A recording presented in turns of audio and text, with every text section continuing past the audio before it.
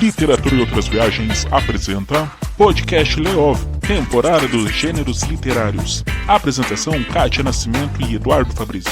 Siga-nos nas redes sociais, @Podcast Leov. Saudações literárias a você que nos ouve e está nos acompanhando durante esse tempo em que estamos produzindo esse podcast. E agora, começando mais um episódio dessa nova temporada, né? Já vou dizendo que o episódio de hoje promete. Fique por aqui com a gente, prepare chimarrão, coloque a chaleirinha para esquentar água e vamos lá. Eu, Eduardo, estou em Curitiba, a capital do meu estado do Paraná, comendo broa com banha e tomando café com leite. Não tô não. Isso eu tava comendo lá em Mandirituba. Eu vim para a cidade grande, como diz, vim para a cidade. Agora eu vou falar com a nossa gaúcha, que sai pedalar todo dia cedo ali na Beira-Rio e depois volta, prepara o chimarrão, escreve um parágrafo do livro dela, né, de conto que em breve ela vai lançar aí. Assim esperamos, né? Kátia Nascimento. E aí, Kátia, como vão as coisas? Conte-me tudo e não me esconda nada. Oi, Eduardo. Então, eu tô pretendendo andar de bicicleta toda manhã, viu? Aqui na beira do rio, mas tá difícil, viu? Tá difícil. Meu livro de contos já tá pronto. Nós vamos fazer um financiamento coletivo e a semana que vem já deve ir para o ar. Olha... vamos ver se tu vai participar, hein, Eduardo? Falando nisso, eu quero saber se tu vai colaborar no financiamento coletivo. Sim, né? O outro, eu não comprei o outro, na verdade, eu ganhei, né? Sim, mas o outro tu fizeste o vídeo para mim, toda aquela coisa, lembra? Sim, fizemos, gravando lá na praça. Lembra? Foi tu que centro. fez. Bem bacana, lá na frente do Paço da Liberdade, né? Ah, também, verdade, foi lá.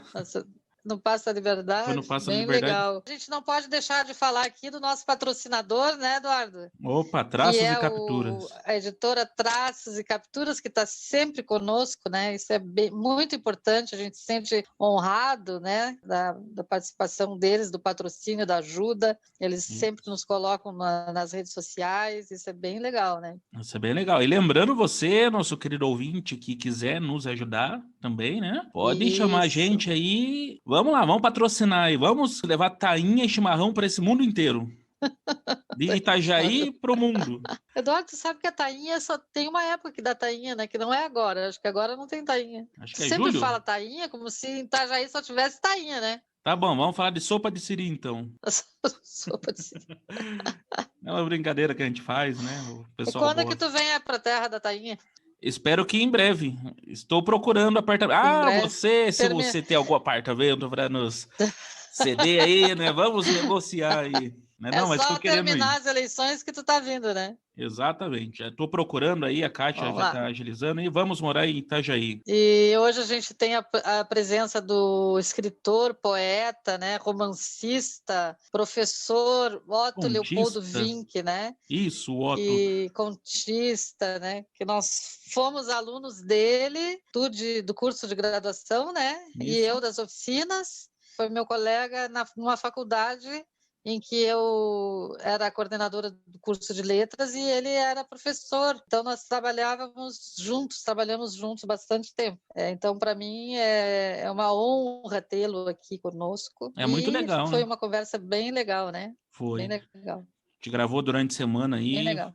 E daí hoje é o dia de você, nosso querido ouvinte, acompanhar essa super conversa, né? Até brinquei lá no post e coloquei, me senti a terceira pessoa da trindade dessa conversa aí, né? Os dois professores da faculdade e eu ali ouvindo. Muito bem. Falando nisso, bacana. Otto, eu, né, pelo menos estou esperando a gente lá visitar o túmulo do Leminski, né, que ficou. O pessoal da sala não quis ir, mas a gente arruma alguns notívagos por aí, vamos lá beber uma taça de vinho e ler poesia lá no Descanso Eterno do Cachorro Louco. Eu quero. A gente não vai jogar para ele não, Kátia. Bacana. E você, já bom. curtiu as redes sociais do podcast Leov? Enfim, a gente tá aí no podcast, a gente tá aí no Insta e no Facebook, @podcastleov. Você pode enviar um e-mail pra gente também, né? podcastleov@gmail.com. Caso você queira conversar então com a gente, nas nossas redes sociais. Como que a gente te encontra, Kátia? Facebook, Kátia Nascimento, e Instagram, Kátia RS Nascimento. Eu, Edu Fabrício no Instagram, e no Facebook, Eduardo Fabrício P. Então, vamos lá, Kátia. Vamos conversar com Otto Leopoldo Vinck. Então, estamos aqui com o professor, escritor Otto Leopoldo Vinck. Então, vou te fazer a mesma pergunta que eu fiz para o Daniel, Otto. O que vem primeiro, professor ou escritor? Escritor, né? Eu me sinto existencialmente escritor e sou professor de literatura e de oficinas de escrita criativa porque é algo afim, né? Tá no mesmo, digamos, diapasão. É algo que eu gosto também, é algo que eu acho que é necessário, super necessário, cada vez mais necessário nesses tempos sombrios e nesse país sobre o qual se abateu essa obscuridade. Mas eu sou principalmente e primeiramente escritor. Se o Temer e o Bolsonaro não tivessem, né, não tivessem impedido, iria me aposentar um dia como professor e me tornar só escritor. Do jeito que as reformas foram, isso vai ser impossível pelos cálculos que eu fiz, porque eu trabalhei muitos anos, mais de década como autônomo, então não vou me aposentar nunca, né, a não ser que eu ganhe Nobel, então eu vou continuar dando aula enquanto eu puder dar aula, mas eu sou basicamente escritor. Eu estou esperando a aposentadoria, ainda estou com dúvida que vai dar certo ou não, porque por causa da contagem, né? Por causa daquele pedágio, por causa das mudanças, enfim, né? Teóforos. Vivo na iminência do fim. Já dei adeus ao ofício de mestre do coro. Espero apenas o belo e horrível ressoar dos tímpanos, à espera do depois, na véspera do sempre. Para quem tem um Deus dentro de si, tudo é dança e solilóquio.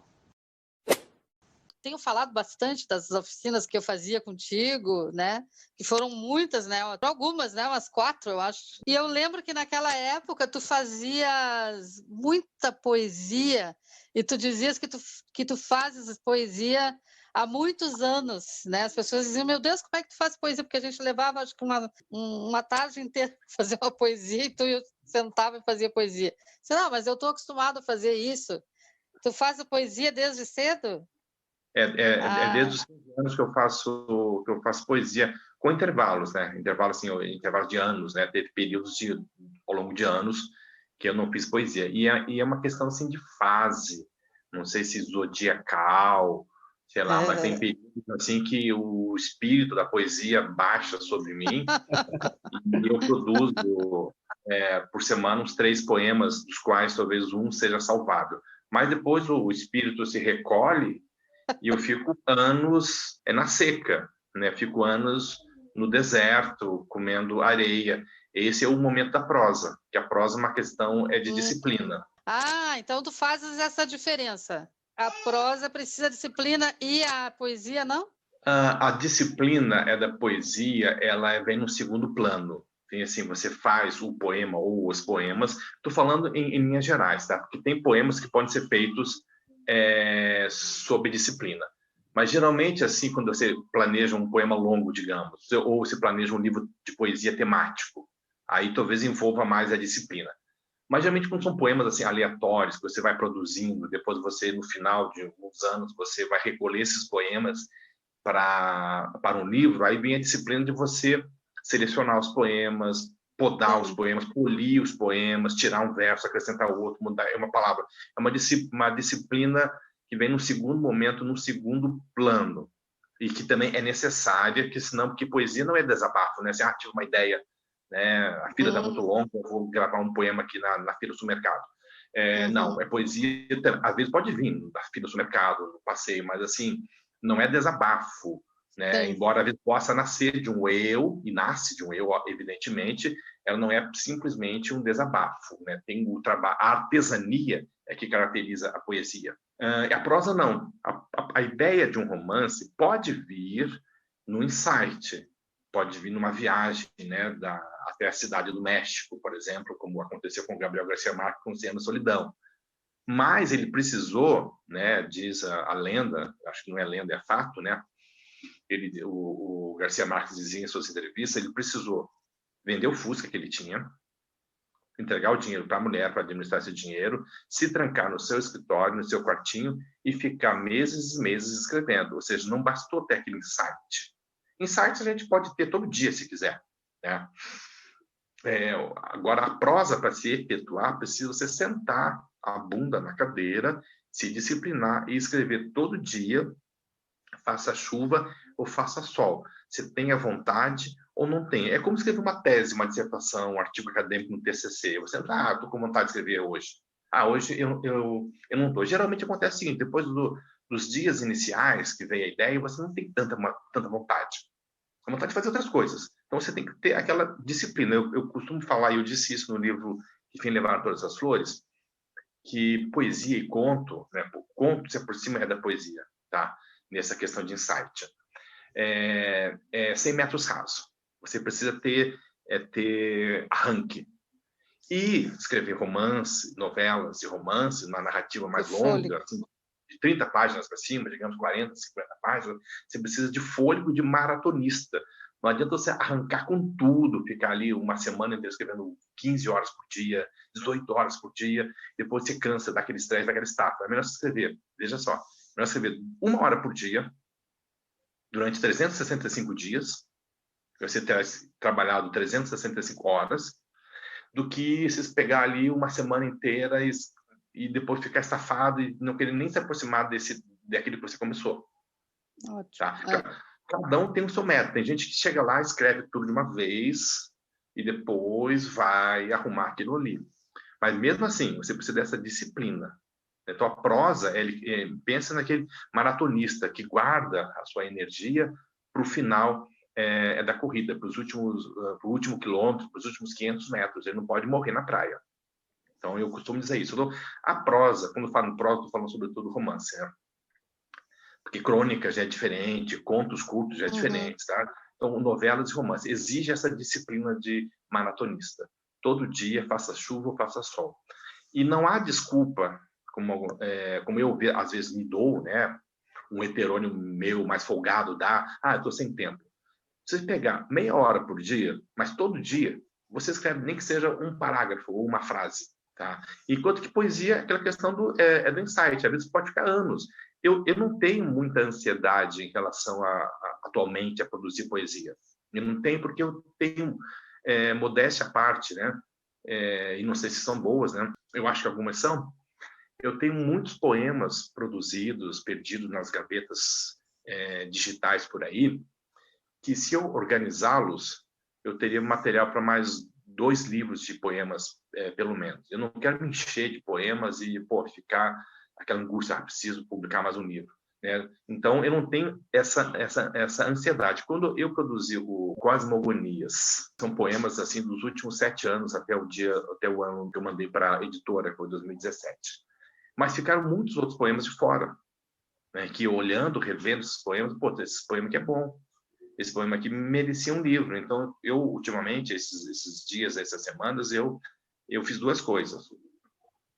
Selecionei, e estou selecionando poemas antigos, poemas que vão de mais de 10 anos atrás, até poemas mais recentes, para um novo livro. Eu estou simplesmente organizando, não há nenhum indício, nem sinal de publicação. Vocês vão ter que dar um tempo, porque o meu gato está abrindo a porta. Tranquilo. Tem que deixar isso, Eduardo. Sim. Eu acho que a evolução dos humanos parou. Não tenho certeza, há muito tempo. Mas a evolução dos gatos continua. Né? Esse meu gato, ele pula e abre as portas, ele baixa a madeira. A gente vai deixar isso aí, viu, Otto? A gente não vai cortar isso aí. O gato só não faz poesia porque as patas, os dedos não são afastados, assim, não tem o polegar opositor. Senão, um dia eu chegaria no meu escritório, estaria o meu gato lá, junto com o meu cachorro, né? O cachorro se chama Marques, e o gato se chama Ayo. Estariam fazendo poesia, fazendo um romance, assim, né? Como são chatos os humanos. Alguma coisa assim. O meu gato se chamava Arthur. Eu sei, a homenagem, né? Você, Eduardo, acabou ficando fã do Rambo, né? Pois é, eu não sei, até tatuei ele no braço. Tem... Pois é. Tua culpa, Otto. Culpa do Otto. Ele disse que hoje ele ia ficar só ouvindo eu e tu falar. Ele não ia falar nada, assim. Babando. Mas pode falar. Né? Eu tenho saudades daqueles anos lá na Facel, né? apesar do salário atrasado, tudo, né? Essa coisa toda, né? Mas as aulas eram boas. A turma era legal, né? E a gente fazia muita coisa bacana, né, Otto? Apesar dos pesares, apesar dos Pesares. empresários da educação que estão sempre trabalhando contra a educação, Sim. quase sempre, quase todos, né? Foi legal. E como é esse processo de escolha? Quais poemas vão e quais não vão? Depende do momento, porque às vezes eu tento fazer, né, uma seleção que estou planejando para o meu livro, e depende muito do meu humor. Tem dia que eu leio um poema que eu escrevo, nossa, que legal. Tem outro dia que, nossa, como é isso para ti? Isso aí é difícil, sabe? Você não pode julgar o teu poema ou aquilo que você escreveu um dia depois, 2 dias depois. Uhum. Porque você está ainda naquela energia, naquela vibe. Você está afetivamente ligado àquilo que você escreveu. Então, você não tem distanciamento crítico. Às vezes, eu acho que esse processo pode levar dias, semanas ou até meses. No caso do Enfim, Levar Todas as Flores, alguns trechos que eu tive que cortar, só que eu consegui cortar 1 ano depois. Uhum. Porque quando eu tinha escrito, é muito bom isso aqui, não vou cortar. Mas aquilo não tinha a ver com a economia do romance. Então, precisa ter uma outra pessoa, um outro heterônimo mais chato, mais crítico, né? Ali, tipo, Ricardo Reis, digamos, né? Para ele analisar o Álvaro de Campos, Álvaro, você está viajando na maionese. Tem muito verso solto aqui, corta aqui. Então, você não consegue fazer isso na hora ou um tempo depois. O ideal sempre é algum tempo de gaveta, né? Ou seja, meio ano, 1 ano. Aí depois você vai analisar com olhar crítico. E tem o seguinte, né? Um livro de poemas, uma coletânea de poemas, pede uma certa organicidade.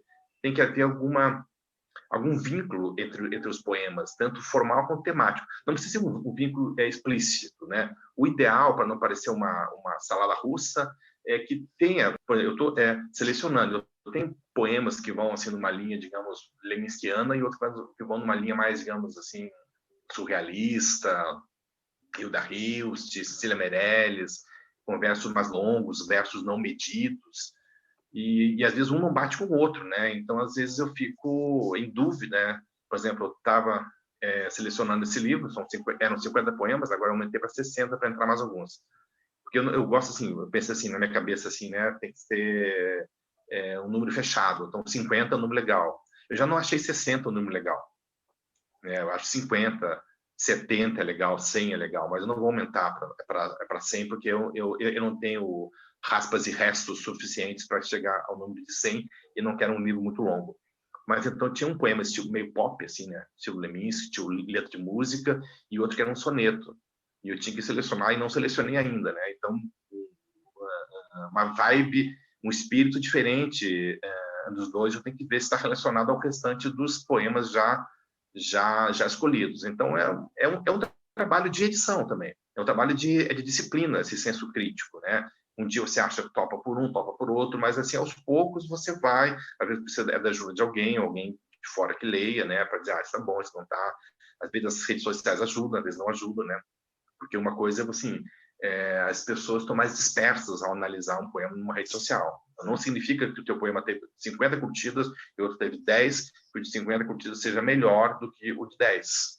Às vezes, aquele que tende a permanecer é aquele que teve menos curtidas, né? Talvez o Homero não tenha tido tantas curtidas quando ele foi lançado, né? Tô brincando, né? O Homero, ele era popular. Mas só para dar um exemplo, assim, Joyce, a Flaubert, sabe? Arthur Rimbaud, no momento que ele apareceu, né? Ele era. Mas tu achas que as pessoas leem com calma um poema na internet? Não, ele funciona mais assim, poemas curtos, poemas rápidos, né? Por exemplo, a estética da chamada poesia marginal dos anos 70 e 80, ou o Leminski, por exemplo, ou alguns poemas do Leminski, né? Funcionam, né? Parece que o Leminski ele produziu para a época da internet, aqueles poemas assim rápidos, né? Mas o Leminski, ele engana. Assim, ele parece que é fácil, mas nem sempre é fácil. Há um outro poema dele mais fácil, uma concessão à moda da época, mas assim, dos poetas dos anos 70 e 80, da chamada geração marginal, o Leminski é um dos poucos que sobreviveram e vão sobreviver, porque tem densidade, tem conteúdo, tem quilometragem de leitura e de estudo e de crítica por trás das aparentes facilidades, né? E o Leminski também é interessante o seguinte, né? O Leminski, eu admiro cada vez mais o Leminski, né? A capacidade que ele tinha de unir, assim, né? A cultura dele que é do pop mais imediato, né? E um pop muito criativo, que foi o pop dos anos 60, 70, né? E começo de 80, ele pega ali o movimento hippie, o movimento punk, né? E também a MPB, a música popular brasileira, uma fase de ouro ali, os anos 60, 70, ele conviveu, conheceu Caetano, Gil, Horácio Moreira e tal, né? E também a cultura erudita dele. Esses dias o Fábio Campana postou no Facebook um texto de uma crônica de memórias, né? Relembrando quando ele teve aula com o Leminski. O Leminski, aos 20 anos, era professor de cursinho, sem ser formado, e o pessoal vinha de longe para assistir às aulas dele. E no final da aula, os caras que iam fazer, por exemplo, o vestibular para direito, que naquele tempo caía latim, iam tirar dicas de latim com aquele pirralho de 20 anos, que tinha a idade dos alunos. É impressionante a capacidade como o Leminski, tão cedo, adquiriu um repertório tão amplo e tão vasto. Ele dava as aulas no cursinho dele, mostrando, por exemplo, o Bob Dylan, que era novidade na época, e citando, sei lá, Descartes, fazendo os links. Não havia essa palavra, né, usada hoje no português, links, né? Mas já fazia os links, né? Botava numa vitrolinha ali o Bob Dylan, que era novidade, eu torno a falar, não era o ícone, o canônico de hoje, o Nobel de hoje, era um cara tinha recém-aparecido, e no Brasil naquele tempo pouca gente conhecia o Leminski, o Bob Dylan, botava uma música do Bob Dylan, fazia um link com Descartes, com poesia grega, poesia latina, os concretos, Rimbaud, era impressionante. Né? Então, já saí do assunto da pergunta, né? Mas assim, eu tenho alguns poemas, né, de uma herança leminskiana que é muito forte, eu devo evitar, porque o Leminski, Dalton Trevisan e Leminski são perigosos, né? Porque é muito fácil você imitá-los e não é legal muitas vezes, a não ser que seja uma homenagem, um diálogo, né? Então, o estilo do Dalton Trevisan e do Leminski é muito forte, assim como o estilo da Clarice. Todo mundo quebra a cara ao tentar imitar a Clarice, claro, porque só houve uma, e imitadores soam como diluidores. O Saramago também, né? Sim, né? O Saramago acha pior ainda, né? Porque ele tem a maneira dele fazer diálogo, né? Tem algumas pessoas que imitam, né? A não ser que haja algo intencional ali, né? Uma paráfrase, paródia, uma alusão, né? Eu queria que tu desenvolvesse mais a ideia, que tu falasse de artesania da poesia. Toda escrita precisa de uma artesania, né? Mesmo redigir um TCC, uma dissertação, porque você não escreve como fala, né? São dois registros diferentes que dizem relação mais ou menos ao mesmo código.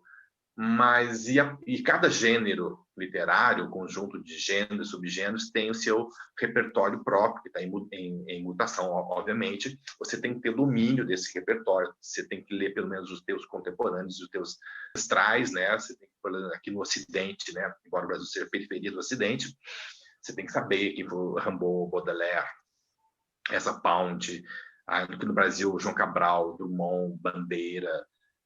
Aí chega mais perto da gente, Leminski, o que estão escrevendo hoje. Você tem que estar a par, tem que estar antenado, senão você fica um artista ingênuo, né? Naif, né? Que às vezes rola um poeta, entre aspas, ingênuo, bom, né?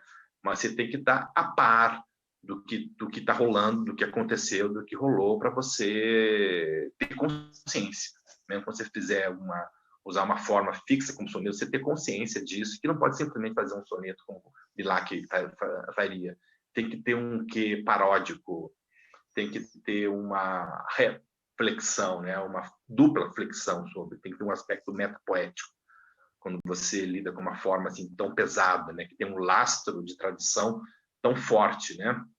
E por isso pode malograr quem se aventa, que pode parecer ingênuo, né? Não pode ser assim, batatinha quando nasce, barrando pelo chão. Então, toda escrita exige uma artesania, mas a poesia é a arte da palavra em si, porque já dizia o Mallarmé, né, naquele caos ali, né, o pintor Manet chegou para ele um dia e falou assim: pô, Mallarmé, eu tenho muitas ideias legais na minha cabeça, né?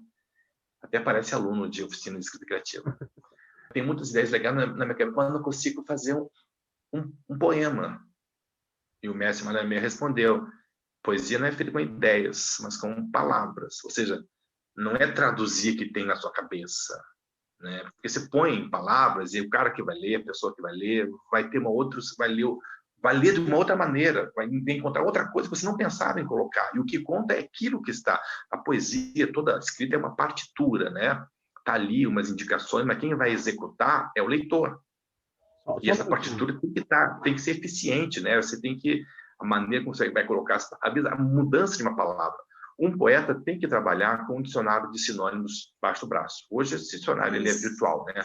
Mas você tem que trabalhar com dicionários, mudar uma palavra, né? E uma questão de ouvido. Poesia, já dizer o Paul Valéry, é a oscilação entre som e sentido. Se fosse só som, seria música. Se fosse só sentido, seria prosa. Poesia fica no meio termo, sabe? Traçados. Na verdade, Deus escreve torto por linhas igualmente mal traçadas. Todo anjo é barroco, e os santos foram expulsos da República juntamente com os poetas. Na verdade, nenhuma luz é pura e em excesso sempre cega. Por isso tenho andado à sombra e pelos caminhos mais escusos. Sol e lua carrego-os no bolso, com um magote de estrelas, cuidando que ninguém o saiba. E o canto que ora canto é feito de barro e madressilvas em escalas variadas de silêncio. De Verlaine, Rimbaud, Baudelaire, um modernista cerebral, descendente do simbolista, sobretudo de Mallarmé. Então ele que dizia, ele que teve essa sacada, né? Poesia, então não é transmitir mensagens, né? Isso teoricamente é prosa e nem completamente a prosa literária, né? A prosa literária tem um quê de artesania também. Você veja, por exemplo, o nosso Guimarães Rosa, Clarice Lispector. Eles não estão transmitindo mensagens, contando uma historinha. Aliás, Clarice Lispector faz tudo, menos contar historinhas, né? O que tem de enredo dos seus contos e romances é muito tênue. É a maneira como ela conta, como ela distende as digressões metafísicas, metafóricas que ela faz, que são interessantes, né? Você pega, por exemplo, A Paixão segundo GH, a sinopse, o enredo, a história, se resume no microconto, né? A mulher chegou em casa, no apartamento, a empregada tinha sido mandada embora, tinha ido embora, abriu o quarto da empregada, o armário, guarda-roupa, viu uma barata, se assustou, encarou a barata e resolveu comer a barata. Pronto, terminou a história. Exato. Né? Como que ela conta isso em 180 páginas, aí é puramente clariciano, né? É os mistérios de Clarice que só ela tem. E cabe a nós admirar apenas. O jeito que ela escreve é que é a arte, né, Otto? Mais importante, no caso da prosa moderna e contemporânea, mais importante do que o que se conta é como se conta. Geralmente, a literatura voltada para as massas, a chamada literatura de massas ou de gênero, se ocupa mais com a história, com o enredo, com aquilo que se conta.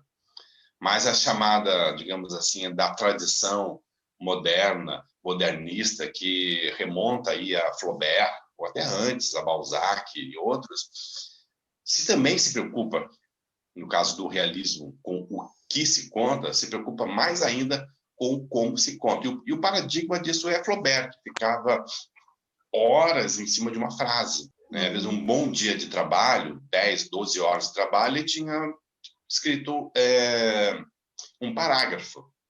Ele escrevia no máximo uma página por dia. Ele tinha algo para contar. Madame Bovary tem uma história, tem início, tem meio, tem fim, tem personagem, tem trama, tem peripécias, embora já não tão rocambolescas como no romantismo, mas ele está mais preocupado em como contar. O Flaubert, nas suas cartas, ele dizia que ele queria escrever sobre nada, né? Se debruçar só sobre o estilo. Isso vai resultar, nos anos 50 e 60 na França, no Nouveau Roman, que muitas vezes são experiências assim de escritura sobre nada, sobre quase nada.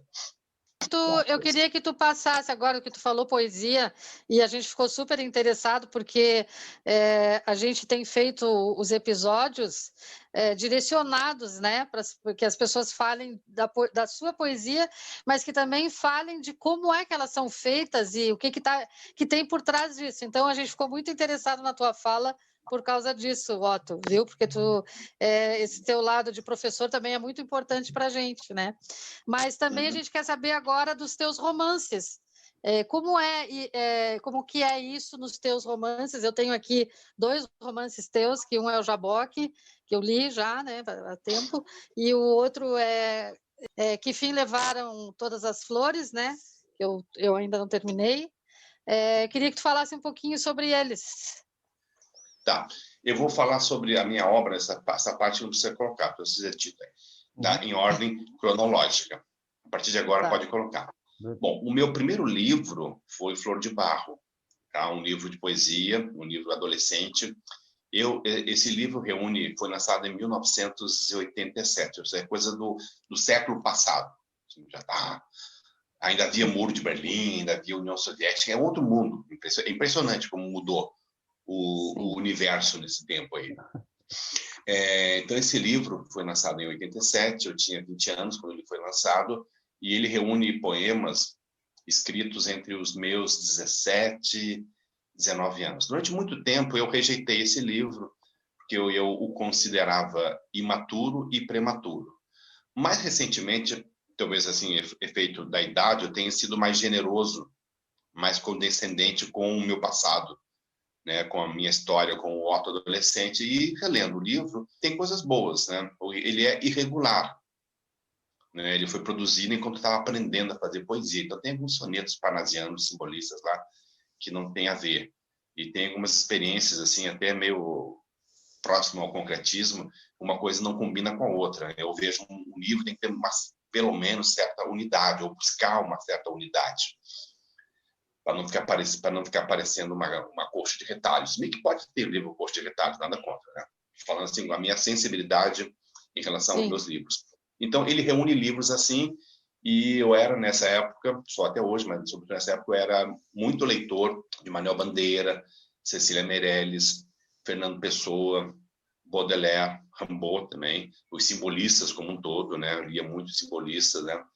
Do Manuel Bandeira, eu gostava sobretudo dos primeiros livros, Assis das Horas, Carnaval, né? O começo do Manuel Bandeira, que era meio neossimbolista, né? O simbolista tardio, e muito depressivo. Eu faço versos como quem chora, como quem morre, de desencanto, de desalento. Fecho meu livro, se por agora não tens motivo nenhum de pranto. Mais ou menos assim, né? O Manuel Bandeira foi tuberculoso, você sabe, né? Teve 8, 9 anos lutando contra a tuberculose. Naquele tempo, a tuberculose era praticamente fatal, ou era quase fatal, e isso deixou uma marca na poesia dele, né? A marca é a morte, a proximidade da morte, a efemeridade da vida, a fragilidade da vida. E o adolescente, né? Adolescente tímido, depressivo, amava Manuel Bandeira. Cecília Meirelles também, Fernando Pessoa, então nem se fala, né? É difícil dizer que poeta que eu amava mais, né? Então, nessa minha adolescência aí, eu li todo o Bandeira, praticamente toda a poesia do Fernando Pessoa. A Cecília Meirelles eu li quase inteira nessa época. Sem falar de Baudelaire, né? Então, esse livro, Flor de Barro, ele reúne poemas desse período. Então, tem algumas coisas boas aí, sabe? Bom, mas aí aconteceu o seguinte, né?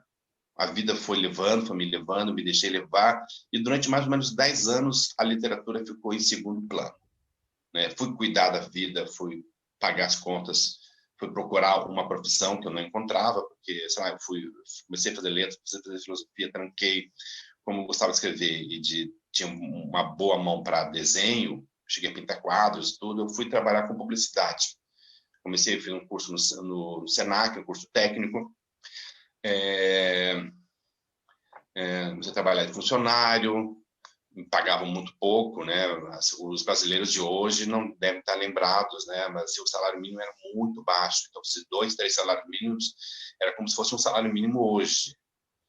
Se o salário mínimo não tem tido reajuste nos últimos anos, ele teve um aumento muito considerável nos anos 2000. É só fazer ali né? Então, assim, mas se pagava muito pouco nos anos 90, nos anos 80 e 90. O Brasil era um país miserável. Infelizmente, está voltando a ser. Em pouco tempo consegue voltar ali nos anos 90, né? O Brasil tem, como disse o Milor Fernandes, o Brasil é um país com um longo passado pela frente. Então, eu montei a minha agência, né? Hoje se louva muito o espírito empreendedor, né? Então, eu fui empreendedor, montei a minha agência e descobri que se eu tenho alguma vocação na vida, não é para administrar empresas, né? Então, não me dei bem. Tive que fechar a agência cheia de dívidas. Mas durante 10 anos eu fui empresário, né? Microempresário da publicidade, né? Lidando com médios e grandes empresários, né? E vi que todas essas pessoas, né, não prestam, né? Tudo vaidade, né? Isso é tudo burro, tudo tosco, né? Raríssimas exceções, não conheci essas exceções. Se tem empresário que lê, deve ter. Se tem empresário que lê, deve ter. Tem, né? Não Mas vamos, eu não conheci. não. Sim, pode dizer. Mas eu não conheci. Porque eu, como publicitário, eu tinha que lidar com essas pessoas, conversar com eles, para aprovar uma peça e tudo, né? Mas tudo bem. Eu tive que fechar a agência. Meu pai tinha uma empresa de correntes industriais e agrícolas e fui trabalhar. Então, eu fui vender correntes, né? Então, tive que aprender alguma coisa, né? Eu já esqueci tudo, praticamente, né? Nome de correntes, tamanho, para vender para a indústria e para agricultores, para máquinas agrícolas, né? Também não deu certo, né? Talvez não fosse culpa minha, né? Mas a empresa já foi num período ali, plano Collor, FHC. Boa parte, né, da indústria brasileira foi para o vinagre, e quem fornecia para a indústria também foi. Então, meu pai foi obrigado a abrir empresa depois.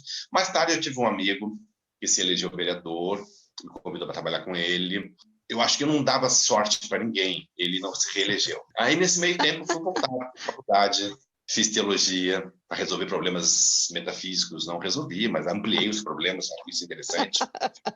Ai, que E horror. a literatura me pegou de volta nesse meio tempo, né? Aí eu comecei a escrever contos, comecei a escrever...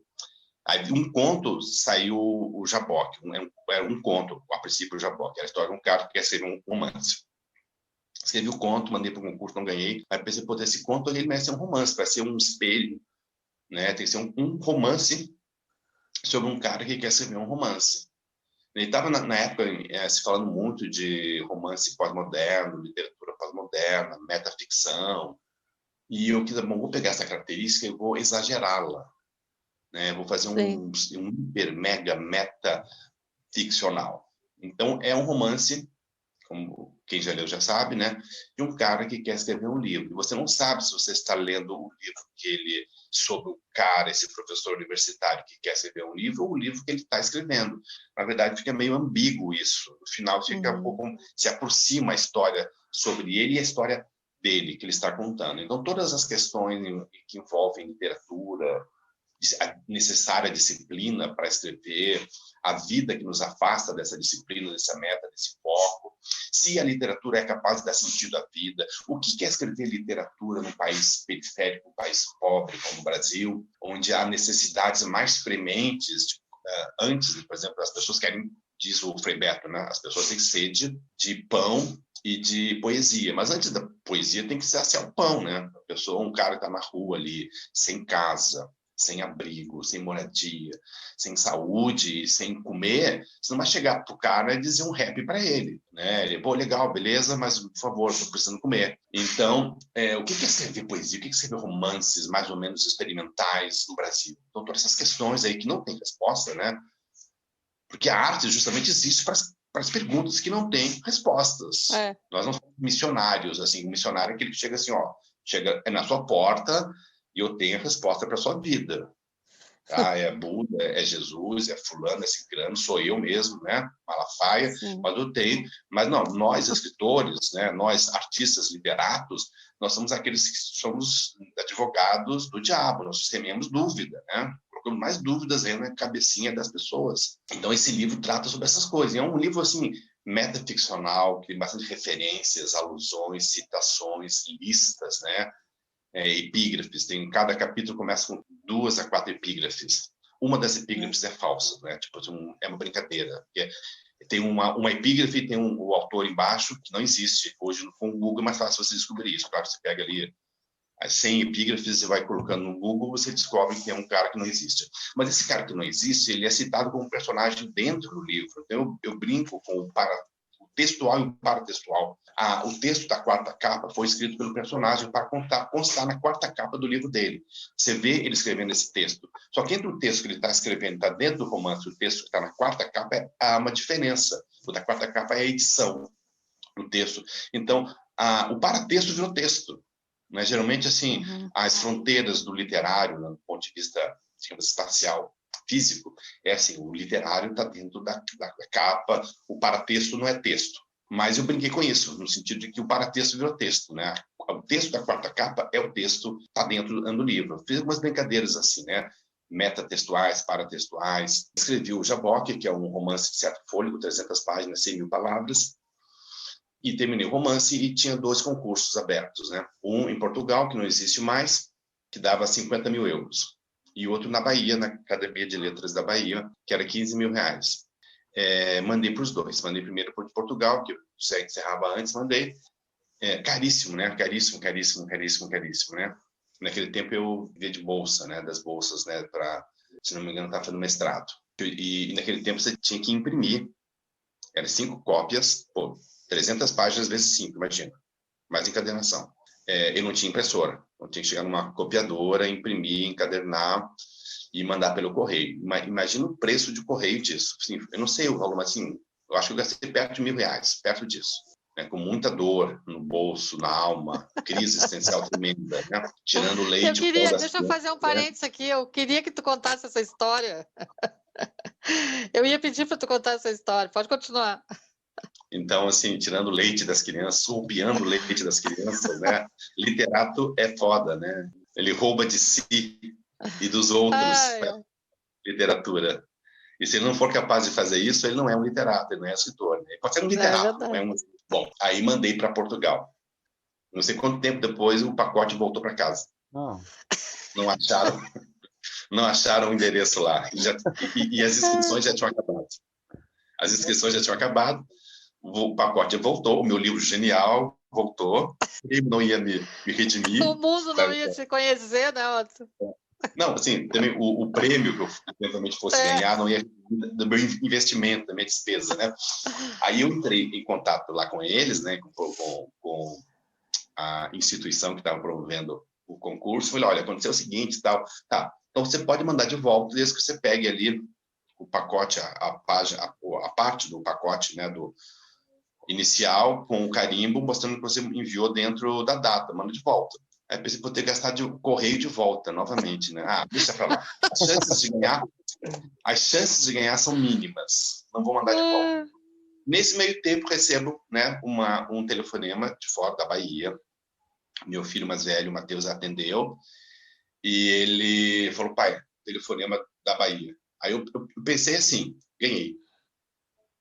Ninguém, né, vai telefonar assim para todo mundo que se inscreveu, né, que eu tinha mandado para um prêmio de romance da Academia de Letras da Bahia. Ninguém vai telefonar assim, olha, a secretária liga para todo mundo que mandou os livros e avisa que eles não ganharam. Obviamente vão ligar só para o vendedor.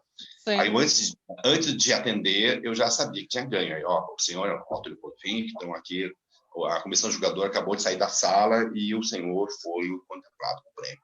Beleza, tal. Fazendo de conta que era a coisa mais normal do mundo ganhar prêmio, assim, né? Nunca tinha ganho, tal. Estou acostumado com prêmios, porque estou na lista do Nobel todo ano e tal. Aí eles falavam, você vai receber um telegrama. Era o tempo que os telegramas já estavam em extinção, né? Mas ainda as academias gostam de coisas antigas, né? Você vai receber muito tal, né? Aí eu, beleza, tal. Desliguei o telefone e dei um berro. Ganhei o prêmio. Tá. Alguns dias depois ganhei o telegrama e o legal do prêmio foi o seguinte, né? Fui para Salvador 2 vezes, né? Com passagem paga, avião, fiquei em hotel 4 estrelas. Me lembro que não era 5 estrelas, né? Era 4 estrelas, mas assim, o Rapa estava no mesmo hotel, né? Então estava ali com a celebridade, né?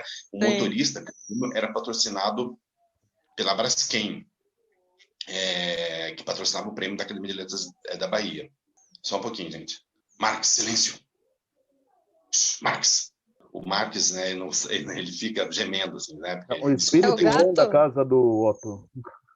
É cachorro. O Marques é o cachorro. É cachorro. O gato eu queria chamar de Engels, para fazer a dupla, né? Mas é aí em homenagem a Clarice Lispector, que o nome dela ucraniano era Aya Raya, né? Só que aí o gato mudou de sexo, virou macho, virou Aya. De Aya virou Aya. Bom, continuando, né? O legal, então, foi o seguinte: eu fui para Salvador 2 vezes, passagem paga, 4 estrelas pago, motorista também à disposição. Então, fui no ano para a cerimônia, receber o prêmio, presente, o Jacques Wagner, recém-eleito. Ele pediu licença para furar a fila, porque tinha outros compromissos, para pegar o meu autógrafo. Ele pediu licença, ele não chegou assim, pediu licença, autografei para ele, não sei se ele leu, tá? Mas ele pegou o livro autografado. Foi algo interessante também, porque eu estava de terno, tinha alugado terno, assim, né? Eu só uso terno, assim, em casamento inteiro. Lá inteiro não uso uma terno, onde mora, muito quente. Né? Mas então eu aluguei um terno, só que esqueci de levar cinto, né? E o traje não via cinto, então de volta eu tinha que levantar as calças, assim, né? Meu então, Deus! Assim, né? A cerimônia foi dentro do palacete, né? Da academia, ar-condicionado, tudo, mas o autógrafos, né? Foi lá fora. Aquela temperatura, assim, né? Que o curitibano acha que está no Saara, né? Assim, 30 graus, não sei, muito calor, e eu de terno, camisa, gravata fechada, assim, aquele calorão, assim. E o garçom só servindo vinho, né, de excelente procedência, cheio de sede, né? Então, eu acho que eu autografei uns 100 livros, né? Os livros, né, eles eram dados, né? A academia estava dando para os convidados, né? Então, autografei uns 100 livros, né? E uma taça de vinho entre cada 2, 3 livros, né? No final, já não sabia mais em português. No final, já não sabia mais para quem estava autografando. Né, se encontrar um livro desse no sebo, deve estar escrito em ucraniano. Então, assim, no ano eu fui receber o cheque, né, do prêmio, e no outro ano eu fui lançar o livro. Então foi legal isso daí. Saiu 2 matérias na extinta Gazeta do Povo, quando a Gazeta era de jornal, era de papel, né? Uma matéria de capa do Caderno G sobre o prêmio, etc e tal, né? Aí eu continuei escrevendo, obviamente, né? Fiz o meu mestrado, doutorado, fazendo. Eu voltei a escrever poesia. Eu tenho alguns poemas, assim, escrevi no outro concurso, o concurso de Minas Gerais, né? Do governo de Minas Gerais de literatura. Ganhei, uns anos depois, de poesia, com o livro Desacordes. Acabei não publicando o livro, tá? E o livro não vai ser mais publicado, porque eu já peguei esses poemas e usei em outras coisas, né? Mas ganhei uma grana também e tal. Nesse meio tempo, ganhei 2 bolsas, uma bolsa da Funarte para escrever obras, né? Escrever uma novela, que deve vir a ser publicada aí ano que vem, por lei de que legal! E ganhei uma bolsa também para obras em fase de conclusão da Biblioteca Nacional, com a qual eu terminei um romance que está inédito ainda. Mais cedo, mais tarde, eu vou lançar. Já revisei várias vezes depois. Algumas já antigas, assim, antes de Que Fim Levar Todas as Flores. Então, entre Jaboque e Que Fim Levar Todas as Flores, dá um hiato longo. Mas eu escrevi 2, um romance e uma novela nesse meio tempo. E, então, mais recentemente, juntei da minha fornada alguns poemas e publiquei Cosmogonias pela Cotter aqui de Curitiba, do Paraná. Então, e são poemas, assim, dos últimos 5, 6, 7 anos antes da publicação do livro. E mais recentemente escrevi o Que Fim Levar Todas as Flores, um romance histórico ambientado em Curitiba nos anos 60. Esse romance caminhava comigo há muito tempo. O Flaubert disse: você tem que escrever uma coisa que te incomode, um tema que te incomode. Sabe? Claro, não sei se você já gosta de write e escreva de maneira profissional, tá? Mas aí se não é literatura, aí é escritura, aí é redação, sei lá, é outra coisa. Literatura, embora não seja algo místico, tem ainda um pouco de coisa de vocação, né? De chamado. Então, você tem que ser alguma coisa que te incomoda. E o tema dos anos 60, a luta, a resistência contra a ditadura militar, a revolução comportamental da época, as mudanças históricas, o zeitgeist dos anos 60, sobretudo o ano de 68, o ano que dizem não terminou, cujos efeitos ecoam, prolongam-se para o bem e para o mal até hoje, causando polêmicas e divergências. Até tem gente que já temos que enterrar 68 e volta em 68 volta, né? Sempre que tem manifestações massivas. E tem quem diga que isso não existiu também, né? Sempre que tem manifestações massivas, como nos Estados Unidos esse ano, contra o racismo, né, os fantasmas, no meu caso, eu acho positivos, obviamente, né, vêm à tona, né? Os anos 60 foram anos de luta pelos direitos civis dos Estados Unidos. Até o comecinho da década, muitos negros do Sul não tinham direitos, não eram plenamente cidadãos americanos, na maior, entre aspas, democracia do mundo. Nós estamos vendo recentemente que os Estados Unidos é um grande bananão. Sempre foi. Né? Agora isso está sendo escancarado. Eu acho muito divertido isso, trágico. Porém, nós aqui do Bananão do Sul, a gente não pode deixar de rir um pouquinho, sorrir um pouquinho. Né? Tá bem legal essa questão aí. Essa disputa. Numa coisa, os americanos, os estadunidenses são mestres em entretenimento. Até as eleições viram um grande final de basquete, de Copa do Mundo, torcida para ambos os lados, dúvidas, isso é muito divertido, né? Embora tenha repercussões mundiais, nem sempre não positivas, muitas vezes. Né? Que fim levar professores é sobre ter ambientado em Curitiba, começa a história, os 3 personagens, né, principais estão numa cidadezinha do interior, uma cidadezinha que eu não dou o nome, uma cidadezinha do interior típica, com uma praça, com coreto, tem na faixa dos 15 anos, o narrador, o Rui, está na escola ali, morrendo de tédio, chega um aluno novo, o Adrien, chama atenção, porque o Adrien com o cabelo um pouco mais comprido. Naquele tempo, todo homem, todo rapaz usava cabelo escovinha, né? O cabelo assim, tapando a ponta de cima da orelha, era coisa de viado. A sociedade era muito, século XX, era muito rígida, 2 guerras mundiais. 2 guerras mundiais militarizaram a indumentária masculina e a postura masculina. O homem do século XIX era mais... O dandy, a figura do dandy era mais assim, para usar uma palavra da moda, né? Era mais metrosexual. Né? Se importava mais um indumentário, um Balzac, um Baudelaire, um Oscar Wilde, mas no século XX, assim, o uniforme oficial era o terno preto cinza, sapatos pretos, cabelo curto, brilhantina. O cara não podia desmunhecar, não podia gingar um pouquinho, senão o cara era viado, era malandro.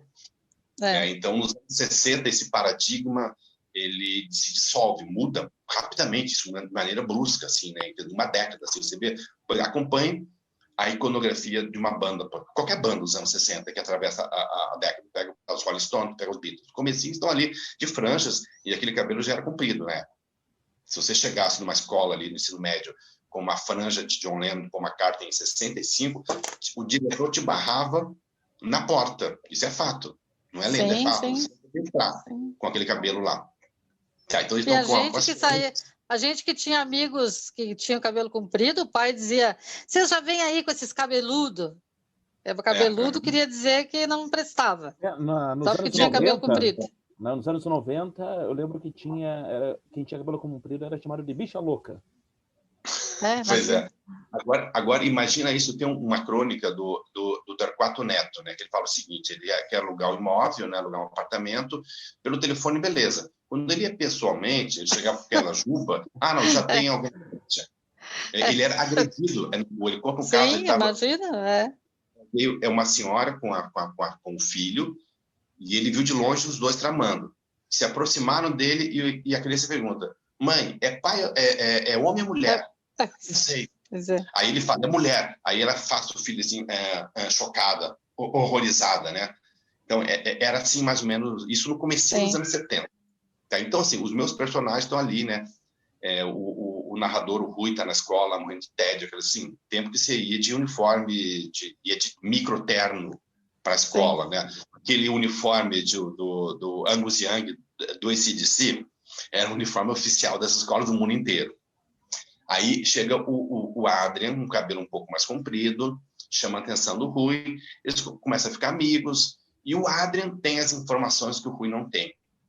Ele sabe quem é Bob Dylan, ele já leu Sartre, e começa a dar essas dicas, começa a emprestar livros, começa a falar, a abrir a cabeça dele, nós estamos numa ditadura, ficam amigos, né? E o Rui, que é de uma família muito conservadora, de pais de origem imigrantes, aquela tal da ética do imigrante, do que fala o Paulo Leminski, né?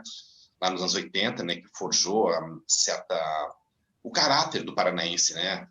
O paranaense é geralmente sério, conservador, todo mundo, hoje isso está algo muito evidente, né? Mas sempre foi assim, o paulinense já sacou isso nos anos 80, isso é uma consequência da, assim, o imigrante vem para cá, europeu, pobre, camponês, ascende socialmente lentamente, sempre abrindo mão dos prazeres, divertimentos, e ele fica muito sério, muito morigerado e muito de má vontade com quem sai um pouco para fora desse padrão. Tá? E, então, o Rui é de família assim. O Adrian não, o Adrian é de família já de judeus laicos. O pai dele era sindicalista, né, do Brasil, de ideias de esquerda. A mãe dele se vestia não como as mães da época, já se vestia de calças compridas. Então, e a família do Adrian chamava atenção, porque eles podiam conversar na mesa, contavam piada, riam. E ele, na família dele, era aquele silêncio opressor, o pai muito severo, né? Patriarca padrão, né, da família de bem brasileira paranaense, né? Em pouco tempo, né, entra uma outra pessoa nesse trio, que é a Elisa. Eles já liam Sartre, agora a Elisa traz Simone de Beauvoir, traz algumas ideias feministas, etc e tal. E em pouco tempo estão pichando as ruas da cidade, tentando montar um grêmio estudantil na escola. São descobertos, o delegado chama eles, dá um sermão. Ainda era brincadeira ainda, né? O delegado dava só um sermão, tá? Mas aí, em 68, eles vêm para Curitiba. Tem 18 anos e vêm para Curitiba.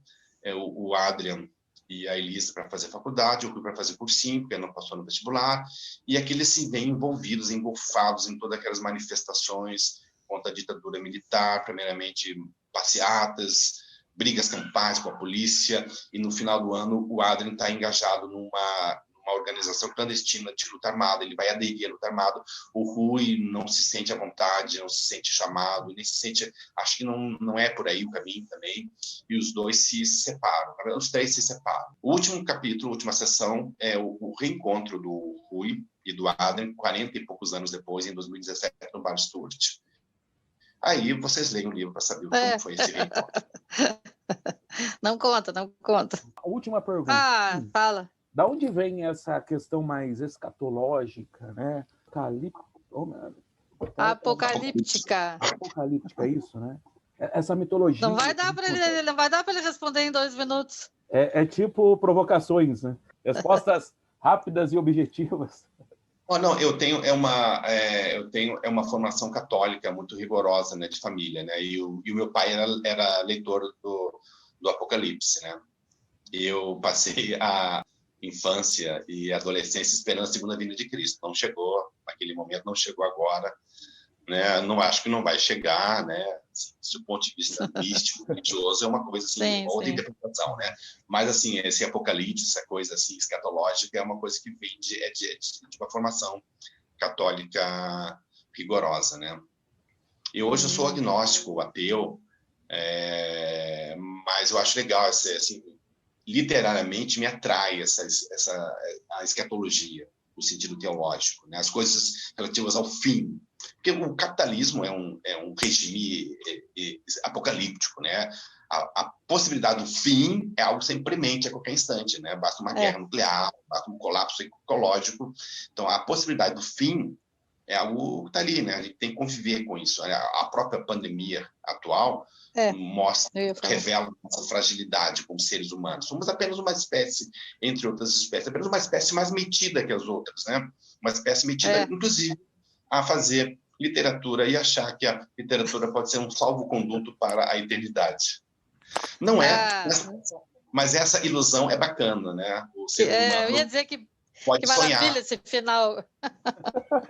O ser humano pode sonhar e, enquanto sonha, pode ser feliz, pode ter um sucedâneo de felicidade. E a literatura, se não é um passaporte para a posteridade, porque a posteridade talvez não exista, para nos dar essa doce ilusão, ao mesmo tempo que revela a barbárie do mundo e a barbárie do ser humano, pode abrir esses paraísos artificiais que não dão ressaca, ao contrário de outros paraísos artificiais que o Baudelaire elencou. Então é isso aí, gente. Otto, muito obrigada. A gente está aqui babando, te ouvindo, com saudade de te ouvir, né? É bom a gente rever isso que a gente A gente fez tantas vezes, né? Conversou sobre literatura, assistiu as tuas aulas. Eu fui tua aluna, né? O Eduardo também foi teu aluno, né? Me sinto muito honrada, viu, de estar aqui contigo hoje. Muito obrigada mesmo. E como que a gente te encontra nas redes sociais aí, Otto? Facebook é Otto Leopoldo Vinck, Instagram é Otto Vinck. Beleza. Muito obrigado, a gente agradece mesmo. Ia ficar um monte de... Quer dizer, ia não? Ficaram um monte de perguntas. Quem sabe uma próxima aí, né? Eu não tenho medo da morte. Eu tenho medo quando uma coisa cai e quebra, como porcelana. Seja uma velha amizade, um novo amor, ou o sentido fortuito dos orbes. Aí vem o vazio, pior que a morte, que não cola mais os cacos espalhados pelo chão. Eu não tenho medo da morte. Eu tenho medo da ode, inconclusa, da carta interrompida, do beijo suspenso. Seja esse poema que em si nunca estará completo, seja a vida, esta obra sempre aberta. Porque o medo, então, se tudo é acidental e acidentado, por que não assumir de vez que este medo, que me paralisa no trabalho, na fila do banco, no amor, não é, no fundo, bem no fundo, o medo da própria morte? Talvez seja para não dar o braço a torcer e esta velha desmancha prazeres que corta os brotos antes das flores, ou quando não colhe as flores antes dos frutos, as oferece ao nada. Muito bem, obrigado a você que ficou até aqui, né, até o final com a gente. Espero que você tenha se divertido, tenha gostado da nossa conversa com esse carioca. É do Rio de Janeiro ele, né, Kátia? Ele é carioca, Ele é carioca. Carioca e faz muitos anos que ele vive em Curitiba, né? Curitiba, já virou um cara do leite quente, virou os dentes da gente. Já virou. Bem bacana, né? Bem bacana. Estou bem faceira com essa conversa com o Otto. Foi muito legal. Como diz na minha terra, estou bem faceira. Bem faceira. Elegante, tá? Então é isso aí, Kátia. Semana que vem a gente vai dar uma pausa. É a última semana aí para a campanha e eu, né, vou esperar as eleições, né? Isso. E daí voltamos com tudo depois, até o infinito, ao infinito e além. Kátia, então, mais alguma coisinha, Kátia? Não, né? Acho que agora só o próximo episódio, que a gente ainda não vai dar o nome, né? Na semana que vem a gente vai ver. Vem uma mulher por aí para entrevistar? Acho que sim, né? Agora tem que vir a Semana das Mulheres, né? Semana das Mulheres. Não é março, mas a gente vai fazer a nossa semana aqui das mulheres. Isso. Então, exato. Comente nos nossos posts. Se ainda não nos segue nas redes sociais, @podcastleov, no Insta e no Facebook. E se hoje foi a sua primeira vez, eu espero que você tenha gostado. E se você já nos acompanha, agradecemos de coração e vamos juntos incomodar as pessoas que nos cercam com arte. Como disse Mayakovsky, né? A arte não é um espelho para refletir o mundo, mas um martelo para forjá-lo. Então, nos encontramos daqui a 2 semanas com mais um convidado ou convidada. Tchau, Kátia. Até mais. Tchau, Eduardo. Tchau para todo mundo. Literatura e Outras Viagens apresentou Podcast Leov, temporada dos gêneros literários. Apresentação: Kátia Nascimento e Eduardo Fabrício.